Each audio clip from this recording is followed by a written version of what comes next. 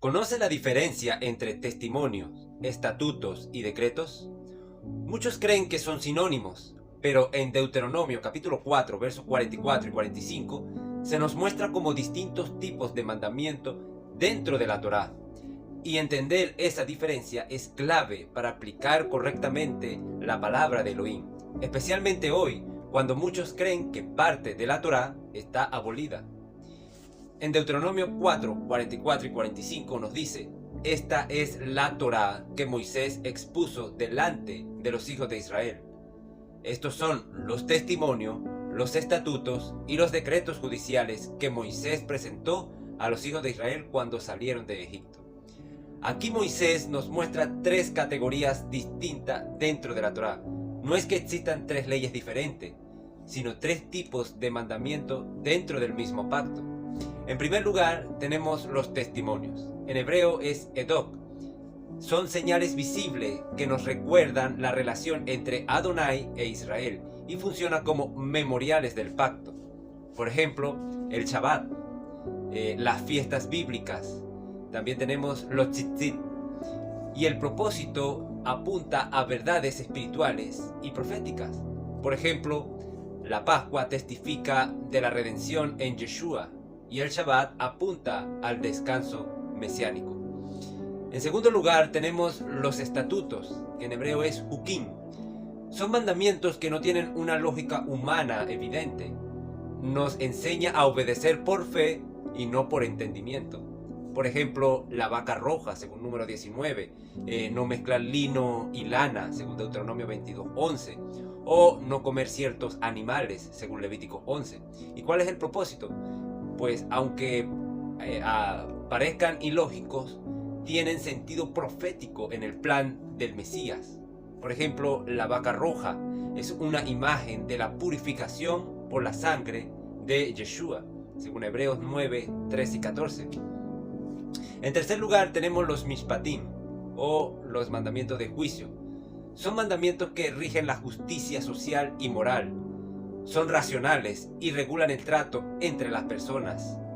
Por ejemplo, no matar, no robar, según Éxodo 20, no oprimir al extranjero, según Éxodo 22:21, tratar con honestidad, según Levíticos 19. ¿Y cuáles son los propósitos de estos mandamientos? Pues Yeshua profundizó en esos mandamientos en el Sermón del Monte. No basta con no matar, hay que evitar incluso el odio. No basta con adulterar, hay que guardar el corazón. ¿Qué se enseña hoy? Muchos predicadores enseñan que los estatutos y decretos fueron abolidos y que solo quedan los 10 mandamientos o incluso solo el amor. Pero esta idea no viene de la Torá ni del Mesías.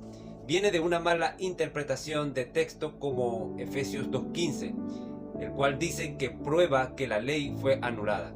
Veamos qué dice Efesios: aboliendo en su carne las enemistades de la ley de los mandamientos expresados en ordenanza, para crear en sí mismo de los dos un solo y nuevo hombre. Muchos dicen: ¿ves? Ahí dice que abolió los mandamientos.